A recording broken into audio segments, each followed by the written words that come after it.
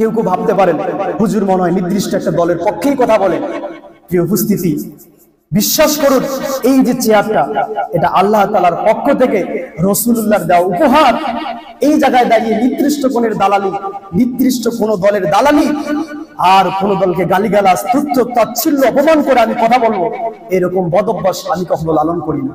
তবে হ্যাঁ, যেটা ন্যায় সেটাকে ন্যায় বলতে হবে, যেটা অন্যায় সেটাকে অন্যায় বলে প্রচার করাটাই তো ইমাম সাহেবের কাজ। আপনি ইসলামকে মাপবেন, ইসলাম দিয়ে আপনার চিন্তা আপনার দলকে মাপবেন। আপনার চিন্তার দল দিয়ে যদি ইসলামকে মাপেন তাহলে বড় বেকায়দা হয়ে যাবে। ইসলাম হলো পাল্লার মতো, আর আপনার চিন্তা, আপনার দল, আপনার সংস্কৃতি, আপনার পরিবার, এগুলো হলো পণ্যের মতো, সওদাপাতির মতো। সওদাপাতি দিয়ে যদি আপনি পাল্লা মাপেন, সম্ভব হবে? সমাজে বেকায়দা লেগে যাবে। কোরআন হাদিস পড়ে যা সত্য তা আপনাদের সামনে বলে দিয়েছি। আপনি যদি না মানেন আমার কিচ্ছু করার নাই, কিন্তু আমি যদি না বলি পরকালের ময়দানে আমাকে আসামির কাঠগড়ায় দাঁড়াতে হবে কি হবে না? সামান্য হাদিয়া নিয়ে, সামান্য হালুয়া নিয়ে, রুটি নিয়ে আমি দুনিয়াতে হয়তো খুব সম্মানের সাথে বেঁচে যাব, কিন্তু সঠিক কথাগুলো না বলবার কারণে পরকালে আপনাদের সামনেই আমাকে জাহান্নামের দিকে হাঁটতে হবে। সেই সময় আপনারা আমাকে কেউ বাঁচাতে পারবেন না। মক্কায় অবস্থান করাকালে বিশ্বনবীজি যখন দিনের দাওয়াত দিল, গোটা কুরাইশ বংশের লোকজনের সামনে পেশ করতে লাগলেন, সে সময় যারাই মুসলমান হচ্ছিল তাদেরকে বেধড়ক হারে পিটানো হচ্ছিল। কাউকে তপ্ত মরুভূমির উপরে, সূর্যের নিচে, বালুর উপরে রেখে বুকের উপরে পাথর বসাই দিয়ে শাস্তি দেওয়া হচ্ছিল। কাউকে আগুনের মধ্যে ফালায় দেওয়া হয়েছিল। কেউ বা জিকির করবার কারণে তার জিহ্বায় আগুন লাগায় দেওয়া হয়েছিল। এমন গোটা কঠিন পরিস্থিতিতে মুসলমান বলে পরিচয় দেওয়ার মতো কোনো লোক নাই। যেই মুসলমান বলে পরিচয় দেয়, তার বংশ যত বড় হোক না কেন, তার টাকা পয়সা যত বেশি থাকুক না কেন, তাকেই নির্যাতনের বলির পাঠা হতে হয়। এই যে কঠিন একটি পরিস্থিতি চলে যাচ্ছে, এমন সময় আল্লাহ রাব্বুল আলামিন আয়াত নাযিল করে দিলেন। এই কঠিন পরিস্থিতির মোকাবেলা করে যে ব্যক্তি আল্লাহর দিকে মানুষকে ডাকবে, নির্যাতনের পরোয়া করবে না, হামলা মামলা জেল জরিমানার পরোয়া করবে না, আল্লাহর দিকে অকুতভয় কণ্ঠে মানুষকে আহ্বান করবে, 5 ওয়াক্ত নামাজ সহ সবগুলো আমল আল্লাহর কথা মেনে চলবে, আর নিজেকে মুসলমান বলে যে পরিচয় দিবে, তার কথাটাই আমার আল্লাহর কাছে সবচাইতে প্রিয় কথা। মুসলিম হওয়াটা সবচাইতে বড় সৌভাগ্যের বিষয়। ঈসা আলাইহিস সালাম আল্লাহর কাছে দোয়া করেছিলেন, আল্লাহ আপনি আমাকে নবী বানিয়েছেন, আমি নবুয়তি চাই না, শেষ নবীর উম্মত হিসাবে আপনি আমাকে কবুল করে নেন। আর আল্লাহ আমাদেরকে বিনা দরখাস্তে, বিনা দোয়ায়, বিনা আরজিতে আল্লাহ পাক শেষ নবীর উম্মত বানিয়েছেন। এটাই হলো সবচাইতে বড় নিয়ামত। গোটা পৃথিবীতে আসমানের নিচে, জমিনের উপরে যা কিছু দেখছি সবগুলো সৃষ্টি আল্লাহর ইসলাম মেনে চলছে। আল্লাহর ইসলাম মেনে চলছে বিধায় আল্লাহ যা বলেছেন তাই করে। সূর্যকে আল্লাহ পাক বলে দিয়েছেন প্রত্যেক দিন সকালবেলায় তুমি পূর্ব দিগন্তে উঠে আসবে। সূর্য কোনোদিনও কি পশ্চিম দিগন্তে উঠেছে? পশ্চিম দিগন্তে উঠে নাই। আল্লাহ বলেছেন পশ্চিম দিগন্তে তুমি অস্তমিত হবে। সে প্রত্যেক দিন পশ্চিম দিকেই অস্তমিত হয়, কোনোদিনও পূর্ব দিকে হয় না। আল্লাহ যা তাকে দিয়েছেন সেই নির্দেশনা অনুসরণ করি, তার হুকুম সে মেনে চলছে। আল্লাহ পাক বলছেন, আল্লাহ রাব্বুল আলামিন সূরা আলী ইমরানের 83 নম্বর আয়াতে গোটা বিশ্ববাসীকে জানিয়ে দিচ্ছেন, আফা গায়রা দীনিল্লাহি ইয়াবগুন ওয়া লাহু আসলামা মান ফিস সামাওয়াতি ওয়াল আরদি তাওআন ওয়া কারহা। আল্লাহ রাব্বুল আলামিন গোটা বিশ্ব মানবতাকে জানাই দিলেন, আসমানের নিচে জমিনের উপরে, জমিনের নিচে আসমানের উপরে যত সৃষ্টি রয়েছে সবগুলো সৃষ্টি আমি আল্লাহর দেওয়া ইসলাম মেনেই তারা তাদের জিন্দেগি পার করে দিতেছে। জোরে বলেন সুবহানাল্লাহ। সম্মানিত উপস্থিতি, আল্লাহর হুকুম মেনে চলছে বিদায় আসমানে হাজারো রকমের, হাজারো প্রকারের লক্ষাধিক, কত লক্ষাধিক তারকা আছে, আল্লাহু মা'লুম। কিন্তু তারকাদের মাঝে কোনো বিশৃঙ্খলা তৈরি হয়েছে? বনে জঙ্গলে ছোট্ট চুনোপুটি থেকে শুরু করে তিমি মাছ পর্যন্ত কত প্রজাতির মাছ সেই নদীতে সাগরে বসবাস করছে। কিন্তু মাসে মাসে একটা অ্যাক্সিডেন্ট লেগে একটা মাছ আহত হয়ে হাসপাতালে ভর্তি হয়েছে, এমন কোন খবর কি আপনারা আপনাদের কানে শুনেছেন নাকি? কারণ কেন? আসমানের তারকা রাজি, সেখানে সবগুলো তারকা আল্লাহর হুকুম মেনে চলে বিদায় তাদের মধ্যে কোনো অসুবিধা হয় না। নদীর মাঝে যত প্রকারের মাছ আছে সবগুলো মাছ আল্লাহ পাকের বিধান মেনে চলে বিদায় তিমি চুনোপুটির কোনো ক্ষতি করতে পারে না। বন জঙ্গলের দিকে তাকান, ছোট্ট পিঁপড়া থেকে শুরু করে হাতি পর্যন্ত কত রকমের, কত বর্ণের, কত কালারের পশু পাখি অবস্থান করছে, বসবাস করছে ভয়ানক জঙ্গলের মধ্যে। কিন্তু আপনারা কি কোনোদিন শুনেছেন একটা হাতি আর একটা হাতির সাথে মারামারি করে অ্যাক্সিডেন্ট করে পিজি হাসপাতালে ভর্তি হয়ে আছে, এমন কোন খবর টেলিভিশনের স্ক্রিনে কি আপনারা দেখেছেন নাকি?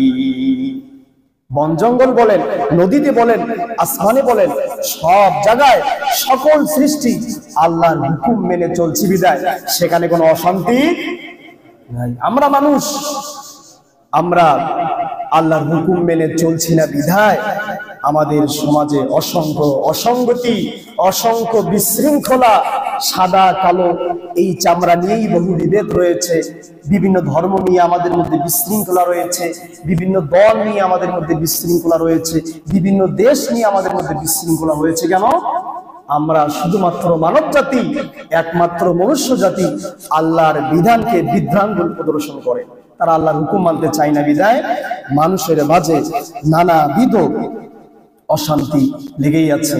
যারা পেপার পত্রিকা দেশের খবরের দিকে নজর রাখেন তারা হয়তোবা জানেন, গত কয়েকদিন আগে একটা ছোট্ট বাচ্চা, নাম হচ্ছে মুনতাহা, পেপার পত্রিকা সহ ফেসবুকে খবর আসতেছে 7 দিন থেকে বাচ্চাটিকে খুঁজে পাওয়া যাচ্ছে না। 7 দিন পর বাচ্চাটিকে খুঁজে পাওয়া গেল, বাড়ির পাশে এক ঢালের মধ্যে, কাদার মধ্যে তাকে ঢেকে রাখা হয়েছে। ওই বাচ্চাটির বাড়ির পাশে একজন মহিলা, সে তার কয়েকজন সাঙ্গপাঙ্গ নিয়ে এই ছোট্ট নিষ্পাপ বাচ্চাটিকে হত্যা করে কাদার মধ্যে ঢেকে রেখে দিয়েছে। এক সন্তান তার মায়ের কাছে 500 টাকা চেয়েছে, 500 টাকা দেয়নি বলে মাকে জবাই করে ফ্রিজের মধ্যে রেখে দিয়েছে। গত মাস তোফাজ্জল নামের ওই ছেলেকে 1 প্লেট ভাত খাওয়ার পরে পিটায় দুনিয়া থেকে বিদায় করা হয়েছে। আরো কয়েক বছর আগে বুয়েট বিশ্ববিদ্যালয়ের মেধাবী ছাত্র আবরারকে 5 ঘন্টা পিটায়া দুনিয়া থেকে বিদায় করা হয়েছে। আরো কয়েক বছর আগে বিশ্বজিৎ নামের একজন হিন্দুকে শিবির নামে সন্দেহ করে দুনিয়া থেকে হত্যা করা হয়েছে।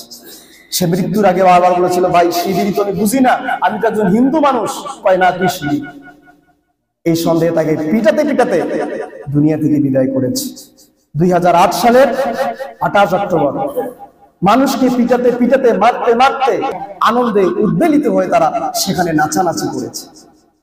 এক বিকৃত মানসিকতার পরিবেশ কিছু মানুষের মধ্যে তৈরি হয়ে গিয়েছে। এই মানুষেরা যদি সকলে মিলে আল্লাহর হুকুমটাকে নিজের জীবনে প্রাধান্য দিত, তাহলে কি কোনো মারামারি থাকতো, কোনো হানাহানি থাকতো? প্রকৃত মানের মুসলমান হতে হবে। মুসলমান কাকে বলে? যেই মানুষ নিজের ইচ্ছা, নিজের আকাঙ্ক্ষা, নিজের চাওয়া পাওয়া, নিজের তামান্না সবগুলোকে বিসর্জন দিয়ে আল্লাহর ইচ্ছাগুলোকে সর্বত্র সব সময় যে পালন করে তাকেই বলে মুসলমান। যদি কোনো ব্যক্তি বলে, রব্বুল আলামিন আমি মুসলমান হয়েছি, কিন্তু আপনার অমুক বিধানটা আমি মানতে পারবো না, আল্লাহ পাক বললেন তুমি মুসলমান হতে পারবা না। 11টা ডিজিট দিয়ে একটা মোবাইল নাম্বার হয়, একটা নাম্বার যদি ভুল থাকে আপনি যাকে ফোন দিয়েছেন তার কাছে যেমন ফোন যাবে না, ঠিক রব্বুল আলামিন যত বিধানাবলী আমাদেরকে দান করেছেন 999টা বিধান মেনেছেন, একটা অস্বীকার করেছেন। একটা অস্বীকার করার কারণে আল্লাহ পাক আপনার কোনো আমলই কবুল আর মঞ্জুর করবেন না। পবিত্র কোরআনে আল্লাহ তাআলা তাই বলছেন, ইয়া আইয়ুহাল্লাযীনা আমানু দুখুলু ফিস সিলমি কাফা ওয়া লা তাত্তাবিউ খুতুওয়াতিশ শাইতান ইন্নাহু লাকুম আদুউম মুবিন। আল্লাহ পাক বলছেন, ও আমার বান্দারা, তোমরা যারা ঈমান এনেছো, তোমরা যারা নিজেকে এক আল্লাহর বান্দা বলে পরিচয় দিতেছো, তোমরা যারা নামাজে এসেছো, তোমরা যারা রোজা পালন করো, তোমরা যারা পর্দা মেইনটেইন করে চলো, তোমরা যারা দান সদকা করে থাকো, তোমরা কান খুলে শুনে নাও, তোমরা ইসলামের মধ্যে পুঙ্খানুপুঙ্খভাবে প্রবেশ করে নাও।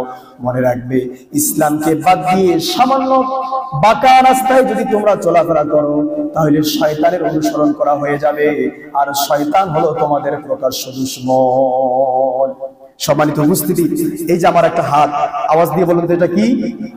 হাত। এটাকে কি মানুষ বলা যাবে? শুধু হাতটাকে, শুধু চক্ষুটাকে মানুষ বলা যাবে? হাত, পা, নাক, কান, আল্লাহ পাক যা দিয়েছেন সবগুলোর সমন্বয় কি? মানুষ। একটা হাত রাস্তায় পড়ে আছে, তাকে কেউ মানুষ বলবে না। মাথাটা পড়ে আছে, তাকে কেউ মানুষ বলবে না। ঠিক ইসলামে নামাজ একটা অংশ, শরীরের মতো একটা অংশ, রোজা একটা অংশ, হজ একটা অংশ, রাজনীতি একটা অংশ, অর্থনীতি একটা অংশ, সংস্কৃতি একটা অংশ, সবগুলোর সমন্বয় হলো ইসলাম। যে ব্যক্তি একটা মানবে আরেকটা মানবে না, একটা ধরবে আরেকটা ছাড়বে, সে মূলত পূর্ণাঙ্গ ইসলাম এখনো ঢুকতেই পারে নাই। পূর্ণাঙ্গ ইসলাম মানতে হলে সবগুলোকে মানতে হবে। জন্ম নিবন্ধনে আমার নাম মুসলমানের তালিকাভুক্ত হতে পারে, আইডেন্টি কার্ডে আমার নাম মুসলমানের জায়গায় থাকতে পারে, বিয়ের কাবিননামায় আমার নাম মুসলমানের জায়গায় থাকতে পারে, আদমশুমারিতে পরিসংখ্যানে আমার নাম মুসলমান হতে পারে। কিন্তু সত্যিকার অর্থেই যদি ঈমান আনার পর আমি যদি পূর্ণ ইসলামে প্রবেশ না করি, তাহলে আল্লাহর যে দাপ্তরিক কার্যক্রম রয়েছে, আল্লাহর যে দাপ্তরিক অফিস রয়েছে, সেই অফিসের খাতায় আমার নাম কখনো মুসলমানের জায়গায় উঠবে না। পূর্ণাঙ্গ ইসলাম যদি আমি পালন করে না থাকি। পূর্ণাঙ্গ মুসলমান হওয়ার জন্য আমরা ইব্রাহিম আলাইহিস সালামের কথা চিন্তা করি। আমাদের জাতির পিতার নাম কি? আরো জোরে বলেন। জাতির পিতা ইব্রাহিম আলাইহিস সালাম যখন আল্লাহর কাবা নির্মাণ করলেন, বাপ বেটা মিলে আল্লাহর কাবা যখন নির্মাণ হয়ে গেল, নির্মাণ হয়ে যাওয়ার পরে বাপ এবং ছেলে দুইজনে মিলে রব্বুল আলামিনের কাছে দোয়া করতেছে, রব্বুল আলামিন রব্বানা ওয়াজআলনা মুসলিমাইনি লাকা ওয়া মিন যুররিয়াতিনা উম্মাতান মুসলিমাতান লাক ওয়া আরিনা মানাসিকানা ওয়া তুব আলাইনা ইন্নাকা আনতাত তাওয়াবুর রহিম। ইব্রাহিম আলাইহিস সালাম দোয়া করছেন, রব্বানা ওয়াজআলনা মুসলিমাইনি লাক, ওগো মালিক, ওগো আমাদের রব, আমরা বাপ এবং ছেলে দুজনে মিলেই তোমার দরবারে হাত তুলেছি, তুমি আমাদের দুইজনকেই মুসলমান বানায়া দাও। কিসের জন্য দোয়া করেছেন? মুসলমান হওয়ার জন্য দোয়া করেছেন। শুধু তাই নয়, ইব্রাহিম আলাইহিস সালাম দোয়া করতেছেন আর সন্তান ইসমাইল আমিন আমিন বলছেন। এরপরে হযরত ইব্রাহিম আলাইহিস সালাম বলে দিলেন, ওয়া মিন যুররিয়াতিনা উম্মাতান মুসলিমাতান লাক, ও আল্লাহ, আমার ঔরস থেকে, আমার সন্তান ইসমাইলের ঔরস থেকে পৃথিবীতে যত মানুষ আসবে সবাইকে তুমি মুসলিম উম্মত হিসাবে কবুল করে নাও। আমরা কার বংশধর? ইব্রাহিম বংশধর। ইব্রাহিম আলাইহিস সালাম দোয়া করেছেন, আল্লাহ পাক আপনি আমাদেরকে মুসলমান বানায় দিন এবং আমাদের বংশধর থেকে যারা আসবে সবাইকে মুসলমান বানায় দেন। আর ওয়া আরিনা মানাসিকানা, আর আমরা কিভাবে ইবাদত করব আমরা জানি না, কিভাবে নামাজ পড়বো জানি না, কিভাবে তোমার হজ করব জানি না, কিভাবে তোমার গোলামি করব জানি না, কিভাবে ইবাদত করতে হবে সেই ইবাদতের ফর্মুলা তুমি আল্লাহ আমাদেরকে জানায়া দাও। সুবহানাল্লাহ। হযরত ইব্রাহিম আলাইহিস সালাম আল্লাহর কাছে দোয়া করে চেয়ে নিলেন, আল্লাহ পাক দোয়া করার ফর্মুলা আমাকে জানায়া দাও, দোয়া করার পদ্ধতি আমাকে জানায়া দাও। হযরত ইব্রাহিম আমাদের জাতির পিতা আল্লাহর কাছে দোয়া করে করে ইবাদতের ফর্মুলা চেয়ে নিয়েছেন। আজ আমরা তার সন্তানেরা রব্বুল আলামিন যে দোয়া না করার মধ্য দিয়ে আমাদেরকে ইবাদতের ফর্মুলা দিয়েছেন, আমরা আল্লাহ পাকের ইবাদতের ফর্মুলাকে বৃদ্ধাঙ্গুল প্রদর্শন করে মানুষের মন গড়া আইনের দিকে, মানুষের মন গড়া চিন্তা চেতনার দিকে নিজেকে ডুবাইয়া ফেলেছি। কথা বলেন ঠিক কিনা? আল্লাহ যে ফর্মুলা দিয়েছেন সেটাকে ডাইভার্ট করে আমরা মানুষের বিধানকে নিজের জীবনের প্রধান আইন হিসাবে গ্রহণ করে ফেলেছি। শুধু তাই নয়, ইব্রাহিম আলাইহিস সালাম যে এই দোয়া করেছেন এতটুকুনি যথেষ্ট নয়। পৃথিবীর সর্বশ্রেষ্ঠ মহামানব মুহাম্মদুর রাসূলুল্লাহ সাল্লাল্লাহু আলাইহি ওয়াসাল্লাম বলছেন, সূরাতুল আনামের মধ্যে এসেছে, আল্লাহ পাকের নবী বলছেন সাহাবীদেরকে, ও আমার সাহাবীরা তোমরা শুনে নাও, ওয়া বিযালিকা উমিরতু ওয়া আনা মিনাল মুসলিমিন। আল্লাহু আকবার। আল্লাহ নবী বলছেন সাহাবীরা রে আমার, তোমরা আমাকে নবী বলে মেনে নাও, তোমরা আমাকে রাসূল বলে মেনে নিয়েছো, তবে শুনে নাও আল্লাহ পাক আমাকে আদেশ করেছেন আমি যেন সবার আগেই 1 নাম্বার মুসলমান হয়ে যাই। আল্লাহ পাক নবীকে কি আদেশ করেছেন? তিনি যেন মুসলমান হয়ে যান। অথচ নবী তো মুসলমান, তারপরেও আদেশ করেছেন মুসলমান যেন হয়ে যায়, আউয়ালুল মুসলিমিন, প্রথম মুসলমান যেন হয়ে যায়। শুধু তাই নয়, আল্লাহ পাক আমাদেরকে সম্বোধন করে বলেছেন, ও আমার বান্দারা তোমরা যারা ঈমানদার হয়েছো শুনে রাখো, কান খুলে কান খাড়া করে মনোযোগ সহকারে শুনে নাও। এখন তোমার বয়স আছে, এখন তোমার যৌবন আছে, এখন তোমার গায়ের স্পিড আছে, আর 10 বছর আর 20 বছর পর তোমার গায়ের শক্তি থাকবে না, তোমার ক্ষমতার শক্তি নাও থাকতে পারে, তোমার টাকা পয়সা ব্যাংক ব্যালেন্স নাও থাকতে পারে, তোমার সাদা দাড়িগুলো কালো হয়ে যেতে পারে, তোমার কপালের চামড়াগুলো বাঁকা হয়ে যেতে পারে, তোমার হাতের শক্তিটা শিথিল হয়ে যেতে পারে, তোমার সন্তানটা দুর্বল হয়ে যেতে পারে, তোমার ক্যান্সার হতে পারে, তোমার আলসার হতে পারে, তোমার নানাবিধ রোগে আক্রান্ত হয়ে তুমি মুমূর্ষু রোগী হতে পারো। বান্দা শুনে নাও, সুস্থ অবস্থায় কান খাড়া করে শুনে নাও, ইয়া আইয়ুহাল্লাযীনা আমানুত্তাকুল্লাহা হাক্কা তুকাতিহি ওয়া লা তামুতুন্না ইল্লা ওয়া আনতুম মুসলিমুন।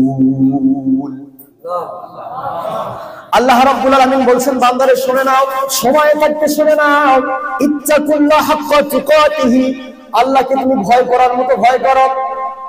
লোক সম্মুখে তুমি ভয় করতেছো, কিন্তু বাড়িতে যখন একাই থাকো তখন আল্লাহকে ভয় করো না। লোকের সামনে তুমি টাকা পয়সার হিসাব করে নিজেকে আমিনুস সুন্দর একদম সংরক্ষিত কেশিয়ার হিসেবে পরিচয় দাও, আবার সুযোগ পেলেই তুমি মানুষের টাকা মেরে দাও।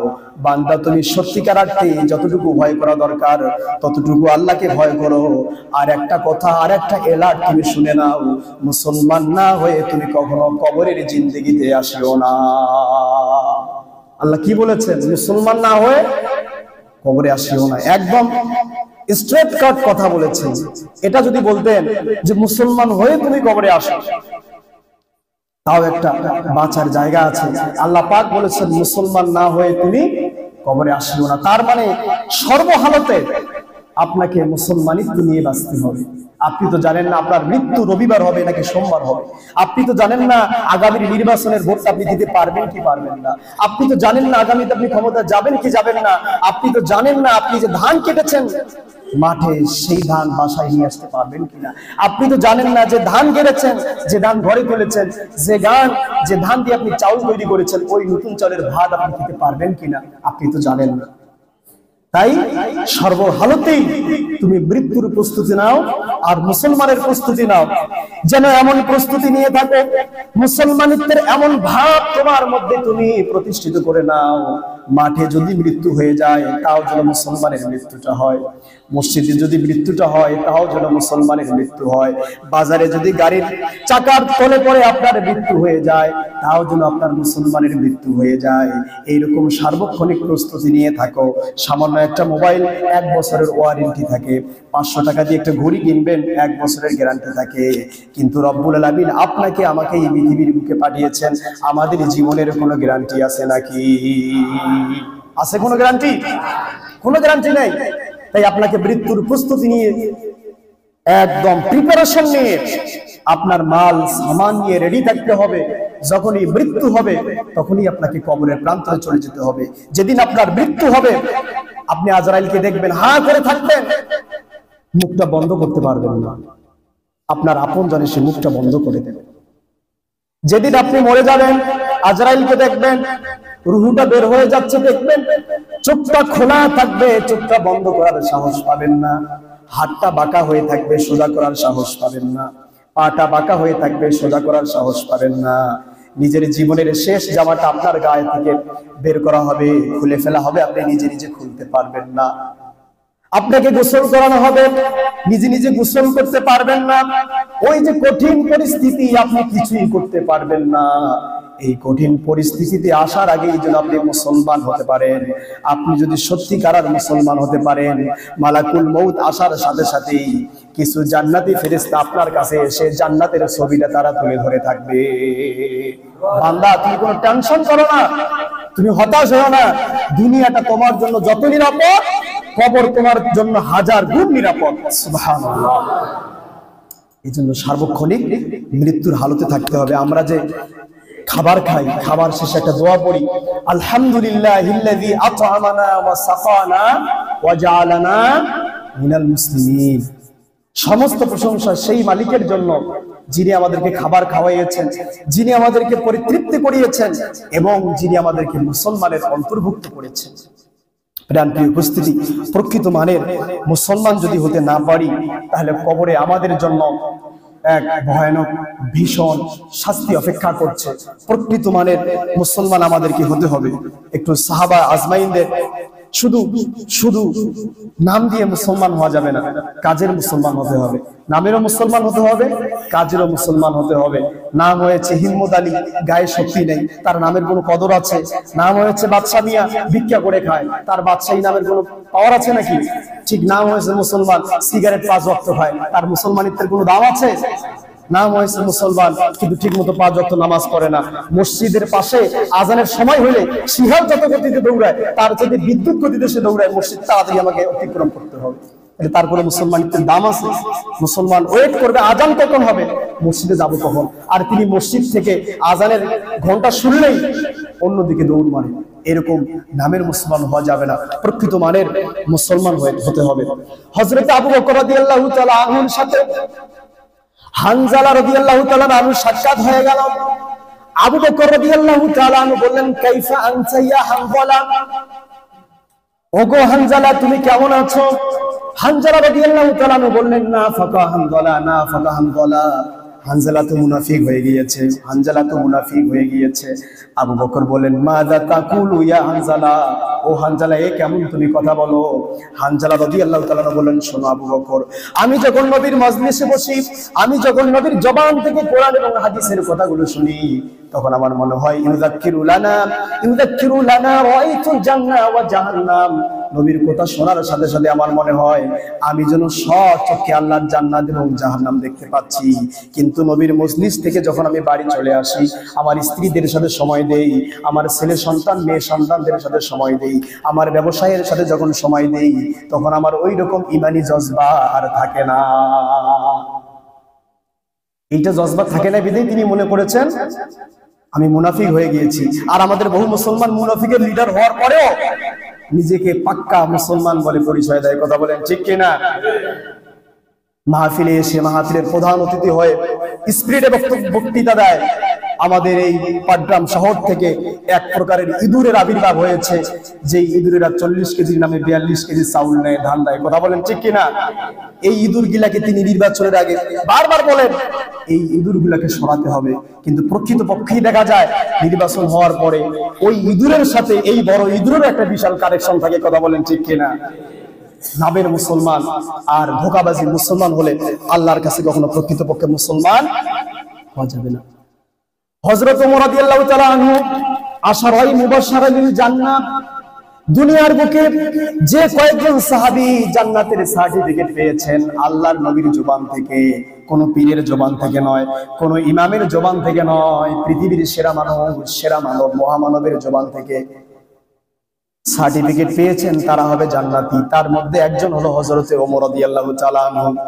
বিশ্বনবী যখন মৃত্যুবরণ করলেন, মৃত্যুবরণ করার আগে তার প্রিয় সাহাবী হযরতে হুযায়ফা রাদিয়াল্লাহু তাআলা আনহুকে তিনি একটা মুনাফিকের লিস্টটা ধরিয়ে দিলেন, গোপনে গোপনে মুনাফিকের লিস্ট ধরাই দিলেন। আর হুযায়ফাকে বলেন, হুযায়ফা তুমি শুনে নাও, আমার এই মুসলমানদের মধ্যে তুমি যাদেরকে মুসলমান মনে করো এই মানুষগুলো হলো টাটকা নাম্বার মুনাফিক, এগুলার জানাজায় তুমি যাবে না, এগুলার সাথে তুমি নামাজ পড়বা না। বিশ্বনবী তো ইন্তেকাল করলেন, হুযায়ফা বেঁচে গেলেন। এরপরে যত মুসলমানের জানাজা আসতো, হুযায়ফা রাদিয়াল্লাহু তাআলা আনহু যেই জানাজায় যাইতেন, সাহাবীরা মনে করত ইনি হচ্ছেন মুসলমান। আর যেই জানাজায় তিনি অংশগ্রহণ করতেন না, সাহাবীরা বুঝতে পারতেন এটা হলো মুনাফিকের লাশ, তাই তারা জানাজায় অংশগ্রহণ করতেন না। ওমর রাদিয়াল্লাহু তাআলা আনহু হুযায়ফাকে কাছে ডাকলেন আর বলেন, হুযায়ফা, আমি যদি তোমাকে সরাসরি বলি মুনাফিকের লিস্টার নামগুলো আমাকে বলে দাও তো, তাহলে তোমার প্রতি জুলুম হবে, তুমি কষ্ট পাবে, আল্লাহর নবীর আমানত খেয়ানত হয়ে যাবে। তবে তুমি আমাকে এতটুকু একটু দিয়ে সহযোগিতা করো, নবী যে মুনাফিকের লিস্টটা দিয়েছেন ওই মুনাফিকের লিস্টে আমার নামটা আছে কিনা। আল্লাহু আকবার। দুনিয়াতে জান্নাতের সার্টিফিকেট পেয়েছেন যেই মানুষ, সেই মানুষ ভয়ে ভয়ে হুযায়ফাকে বলছেন মুনাফিকের লিস্টে আমার নামটা আছে। চিন্তা করা যেতে পারে? আর আমরা তো বিনা পরীক্ষায় জান্নাতের চৌরাস্তায় যেতে চাই। শুধু তাই নয়, আরেকজন সাহাবীর কথা বলছি, হযরতে আব্দুল্লাহ রাদিয়াল্লাহু তাআলা আনহু মৃত্যু শয্যায় শায়িত হয়ে আছেন। সাহাবায়ে কেরাম তার খবর করতে গেলেন। গতকাল হাদিসটা পড়লাম, মিশকাত শরীফের মধ্যে এসেছে, তিনি কান্না করে চোখের পানি দিয়ে তার দাড়িগুলো ভেজায় ফেলছেন, জামার বালিশ ভিজায় ফেলছেন। সাহাবার বললেন, ও আব্দুল্লাহ, তুমি কি জানো না তোমাকে নবীজি বলেছেন আব্দুল্লাহ তোমার মোচটা একটু ছোট করো, আর জান্নাতে তুমি আর আমি একসাথেই একাকার হয়ে যাব। তুমি কি কথা জানো না? আব্দুল্লাহ বলেন, হ্যাঁ আমি তো জানি। তিনিও দুনিয়ার বুকে জান্নাতের ঘোষণা পেয়েছিলেন। তিনি বললেন, আমি এ কথাও তো জানি, একদিন রাসূলুল্লাহ সাল্লাল্লাহু আলাইহি ওয়াসাল্লাম বললেন, আমার এই ডান মুষ্টির ভিতরে যারা আছে তারা হলো জান্নাতি, আর আমার বাম হাতের মুষ্টিতে যারা আছে তারা হলো জাহান্নামী। আমি চিন্তায় আছি আমি ডান হাতে আছি নাকি বাম হাতে আছি। জান্নাতের সুসংবাদ প্রাপ্ত একজন সাহাবী তিনি টেনশনে আছেন, আমি জাহান্নামের কাতারে আছি নাকি জান্নাতের কাতারে আছি। সুপ্রিয় উপস্থিতি, এগুলো হলো সাহাবা আজমাইনদের জীবনী। আর মাত্র দুটো হাদিস শুনে আমরা আমাদের আলোচনা শেষ করব। প্রিয় উপস্থিতি, আল্লাহ রাসূল সাল্লাল্লাহু আলাইহি ওয়াসাল্লাম খাত্তা লানা রাসূলুল্লাহ সাল্লাল্লাহু আলাইহি ওয়াসাল্লাম খাত্তা। রাসূলুল্লাহ সাল্লাল্লাহু আলাইহি ওয়াসাল্লাম একদা তার সামনে একটা সোজা দাগ মাটিতে টেনে দিলেন। এরপরে বললেন, সুম্মা ক্বালা হাযিহি সাবিলুল্লাহ, এটা হলো আল্লাহর রাস্তা। সুম্মা ক্বালা সুম্মা খাত্তা খুতুতান আন ইয়ামিনিহি ওয়া আন শিমালিহি। আর রাসূল সাল্লাল্লাহু আলাইহি ওয়াসাল্লাম ওই সোজা দাগটার ডানে এবং বামে অসংখ্য দাগ দিলেন। দাগ দেওয়ার পর বললেন, ক্বালা হাযিহি সুবুলুন, এগুলো হলো একটা রাস্তা, কিন্তু আলা কুল্লি সাবিলিন মিনাশ শাইতান ইয়াদুরু ইলাইহি, এই ডানে বামে যতগুলো দাগ দেখতে পাচ্ছ প্রত্যেকটা দাগই এক একটা শয়তান বসে আছে। আর এই যে সোজা দাগটা দেখতেছো এটা হলো জান্নাতের রাস্তা। এই জান্নাতের রাস্তা থেকে ভারী রাস্তায় নিয়ে যাওয়ার জন্য প্রত্যেকটা শয়তান তোমার দিকে ওত পেতে বসে আছে, যে কোনো মুহূর্তেই সামান্য ইশারা দিয়ে হলেও তোমাকে জাহান্নামের পথে সরিয়ে যাবে। আল্লাহ রাসূল বলে দিলেন, তাহলে মুসলমানিত্ব রক্ষা করার জন্য আপনাকে স্ট্রেট কাট সোজা থাকতে হবে, যেন এতটুকুর জন্য আপনি শয়তানের বাঁকা রাস্তায় চলে না যান। শুধু তাই নয়, আল্লাহ রাসূল সাল্লাল্লাহু আলাইহি ওয়াসাল্লাম অন্য হাদিসের মধ্যে বলেছেন, ইন্না বানি ইসরাঈলা তাফাররাকাত আলা 72 মিল্লাহ। ও আমার সাহাবীরা, তোমরা শুনে নাও, আমি নবী হওয়ার আগে আমার আগে যত নবী এসেছেন তাদেরকে বলা হয় বনি ইসরাইলের নবী, আর তাদের উম্মতরা ছিল বনি ইসরাইলের জাতি। বনি ইসরাইলের জাতিরা তাদের নবীর কথা বাদ দিতে দিতে দিতে দিতে আলা 72 মিল্লাহ, তারা 72টা দলে ভাগ হয়ে পড়েছিল, 72টা দলে বিভক্ত হয়ে পড়েছিল। আর তোমরা শুনে রাখো, ওয়াতাফতারিকু উম্মতি আলা 73 মিল্লাহ, আর আমার উম্মতদের মধ্যে কিছু মানুষ আমার দেওয়া আদর্শগুলো বাদ দিতে দিতে দিতে তারা 73টা দলে ভাগ হয়ে যাবে। বনি ইসরাইল কত ভাগে ভাগ হয়েছে? আপনারা মনে বস শুনতেছেন না, 72 ভাগে। আর আমাদের উম্মত, নবীর উম্মত, এরা কত ভাগে ভাগ হয়ে যাবে? 73 ভাগে ভাগ হয়ে যাবে। কিভাবে? কেউ জিকির নেবে কিন্তু নামাজ নেবে না, কেউ নামাজ নেবে কিন্তু পর্দা নিবে না, কেউ ব্যক্তি জীবনে ইসলাম নিবে, পরিবারে ইসলাম নিবে না, কেউ পরিবারে ইসলাম নিবে তো সমাজে ইসলাম নিবে না, কেউ সমাজে ইসলাম নিবে তো রাজনীতিতে ইসলাম নিবে না, কেউ রাজনীতিতে ইসলাম নিবে তো অর্থনীতিতে ইসলাম নিবে না, কেউ অর্থনীতিতে ইসলাম নিবে তো সংস্কৃতিতে ইসলাম নিবে না। একটা ধরবে আর একটা ছাড়বে, এবং সুযোগ মতো মুসলমানি পরিচয় দিয়ে মুসলমানের স্বার্থ হাসিল করার চেষ্টা করবে। সুপ্রিয় উপস্থিতি, এভাবে ছাড়তে ছাড়তে মুসলমানদের মধ্যে 73টা দল হয়ে যাবে। আল্লাহ নবী বললেন, সাহাবীরা শুনে রাখো, কুল্লুহুম ফিন্নারি ইল্লা মিল্লাতুন ওয়াহিদা। ও আমার সাহাবীরা শোনো, 73টা দলের মধ্যে 72টা দল জাহান্নামে চলে যাবে, আর একটা মাত্র আল্লাহ পাক জান্নাত তাদেরকে দান করে দিবে। সাহাবীদের মুখগুলো কালা হয়ে গেল, মাথাটা নিচু হয়ে গেল, চোখগুলো বন্ধ হয়ে গেল। হারে, সেই 72টা দলের মধ্যে আমি আছি কিনা, সেই 72টা দলের মধ্যে আমি আছি কিনা। এক সাহাবী সাহস করে বলল, ইয়া রাসূলুল্লাহ, মান হিয়া ইয়া রাসূলুল্লাহ, যেই দলটা জান্নাতে যাবে সেই দলটার একটু আলামত আমাদেরকে বলে দেন। বিশ্বনবীজি বললেন, মানা আলাইহি ওয়া আসহাবি, আমার অনুসরণ আর আমার সাহাবে আজমাইনদের জীবন যারা অনুসরণ করবে তারাই মূলত জান্নাতের রাস্তায় থাকতে পারবে। জান্নাত যাওয়ার রাস্তা একটা, সেটা হলো নবী যা করেছেন, নবী যা বলেছেন, নবী যা দেখিয়েছেন, নবী যা খেয়েছেন, নবী যা হেঁটেছেন, সবগুলো অবলীলাক্রমে ওইভাবেই আপনাকে পুঙ্খানুপুঙ্খ অনুসরণ করতে হবে। তাহলেই আপনি ওই 73 কাতারের মধ্যে যেই কাতারটা জান্নাতে যাবে সেই কাতারে যেতে পারবেন। আপনি যদি জাহান্নামে যান, আমার কোনো লজ আছে? কথা বলেন, আমার কোনো লজ আছে? আপনি যদি জান্নাতে যান, আমার কি খুব কোনো লাভ হবে? এই যে কথাগুলো বলছি, কোরআন হাদিস পড়ে আপনাদের সামনে কথা বলছি, ইচ্ছা করলে কোরআন হাদিস বাদ দিয়ে দুটো ঘটনা দিয়েও আমি আমার আলোচনার সমাপ্ত করতে পারতাম, কিন্তু জাতিকে জান্নাতের পথে পরিচালিত করার তাগাদা নিয়ে এই কথাগুলো আমি বললাম। সুপ্রিয় উপস্থিতি, এখানে যা বলেছি প্রত্যেকটা কথা কোরআন এবং হাদিস থেকে বলেছি। আপনার যদি মনে হয় থাকে একটা কথা কোরআন হাদিসের বাইরে চলে গিয়েছে, আপনি দাঁড়িয়ে এই মুহূর্তে কোরআন হাদিস থেকে আমাকে প্রমাণ দিন। এই মুহূর্তেই আমি আমার বক্তৃতা পরিহার করে, প্রত্যাহার করে, তাওবা করে আপনাদের সামনে স্বেচ্ছায় সজ্ঞানে আপনাদের কাছে পদত্যাগপত্র জমা দিয়ে চলে যাব। আর কোনোদিন আপনাদের সামনে বক্তৃতা দিব না। কেউ কেউ ভাবতে পারেন হুজুর মনে হয় নির্দিষ্ট একটা দলের পক্ষেই কথা বলে। প্রিয় উপস্থিতি, বিশ্বাস করুন, এই যে চেয়ারটা, এটা আল্লাহ তাআলার পক্ষ থেকে রাসূলুল্লাহর দেওয়া উপহার। এই জায়গায় দাঁড়িয়ে নির্দিষ্ট কোনের দালালি, নির্দিষ্ট কোন দলের দালালি আর কোন দলকে গালিগালাজ, তুচ্ছ তাচ্ছিল্য, অপমান করে আমি কথা বলবো, এরকম বদ অভ্যাস আমি কখনো লালন করি না। তবে হ্যাঁ, যেটা ন্যায় সেটাকে ন্যায় বলতে হবে, যেটা অন্যায় সেটাকে অন্যায় বলে প্রচার করাটাই তো ইমাম সাহেবের কাজ। আপনি ইসলামকে মাপবেন, ইসলাম দিয়ে আপনার চিন্তা, আপনার দলকে মাপবেন। আপনার চিন্তার দল দিয়ে যদি ইসলামকে মাপেন, তাহলে বড় বেকায়দা হয়ে যাবে। ইসলাম হলো পাল্লার মতো, আর আপনার চিন্তা, আপনার দল, আপনার সংস্কৃতি, আপনার পরিবার, এগুলো হলো পণ্যের মতো, সওদাপাতির মতো। সওদাপাতি দিয়ে যদি আপনি পাল্লা মাপেন, সম্ভব হবে? সমাজে বেকায়দা লেগে যাবে। কোরআন হাদিস করে যা সত্য তা আপনাদের সামনে বলে দিয়েছি। আপনি যদি না মানেন, আমার কিচ্ছু করার নাই, কিন্তু আমি যদি না বলি, পরকালের ময়দানে আমাকে আসামির কাঠগড়ায় দাঁড়াতে হবে কি হবে না? সামান্য হাদিয়া নিয়ে, সামান্য হালুয়া নিয়ে, রুটি নিয়ে আমি দুনিয়াতে হয়তো খুব সম্মানের সাথে বেঁচে যাব, কিন্তু সঠিক কথাগুলো না বলবার কারণে পরকালে আপনাদের সামনেই আমাকে জাহান্নামের দিকে হাঁটতে হবে। সেই সময় আপনারা আমাকে কেউ বাঁচাতে পারবেন না।